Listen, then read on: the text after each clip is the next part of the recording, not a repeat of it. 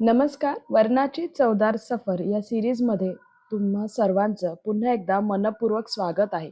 आणि आज आपण इथे आहे ना, डाळीचा वरणाचा एक वेगळा प्रकार पाहणार आहोत. ते म्हणजे गुजराती ओसामन. गुजराती ओसामन हा एक वरणाचा डाळीचा प्रकार आहे, जो की तिथला ट्रॅडिशनल पदार्थ आहे आणि हा खूप सुंदर लागतो.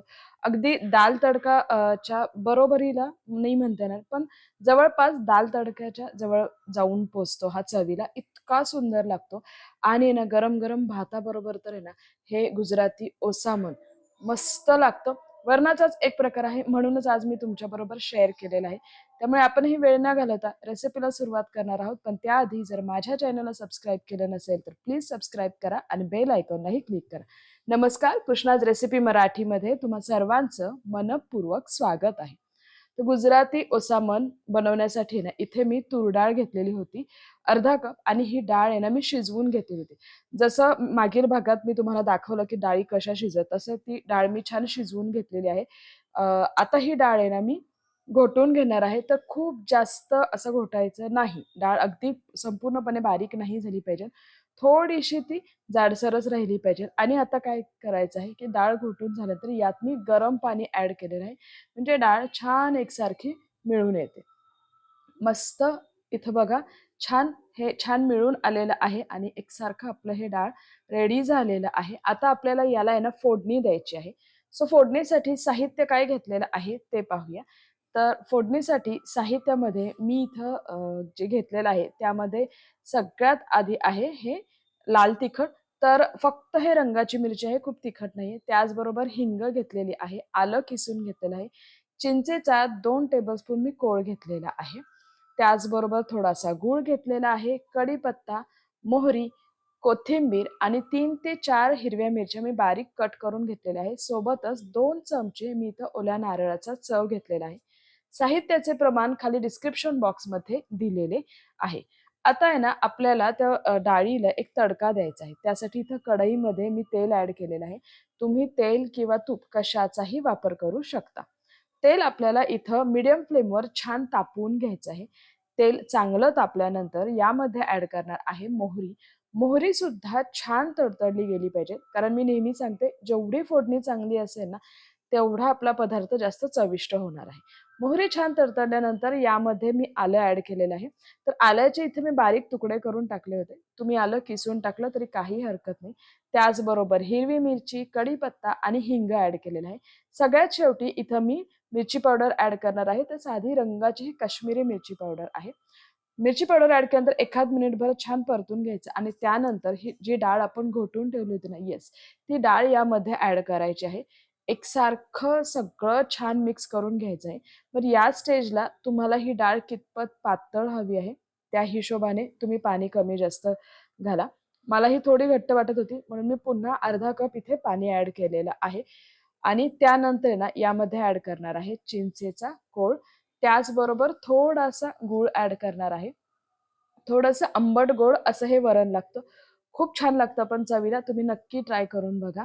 गूळ ॲड केल्यानंतर सगळ्यात शेवटी मी यामध्ये ॲड करणार आहे 2 चमचे नारळाचा चव.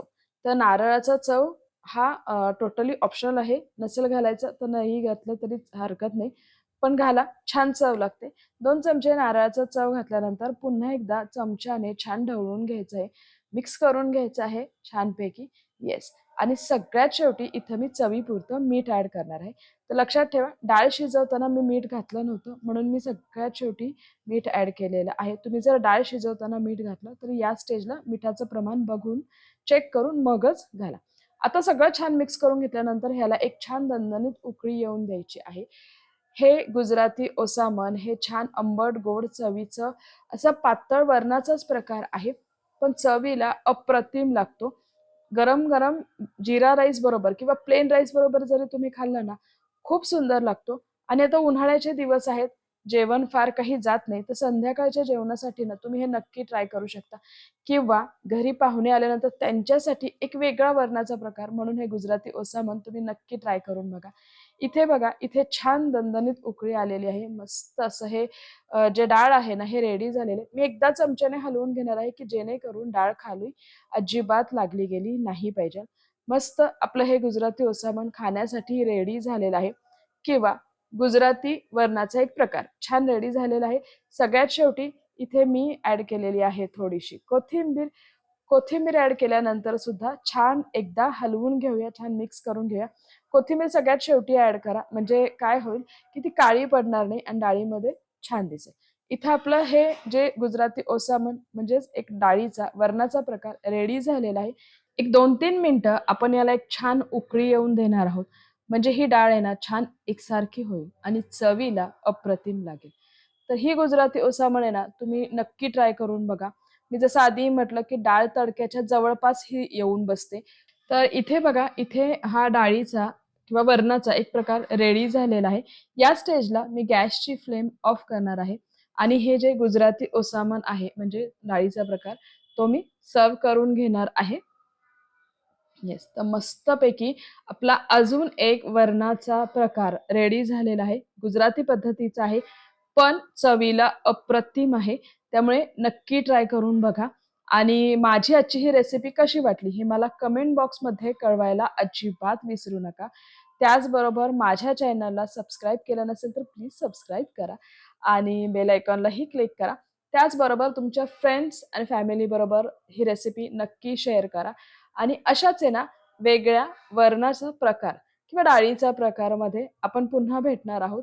तोपर्यंत खात रहा, आनंदी रहा आणि सेफ रहा. धन्यवाद.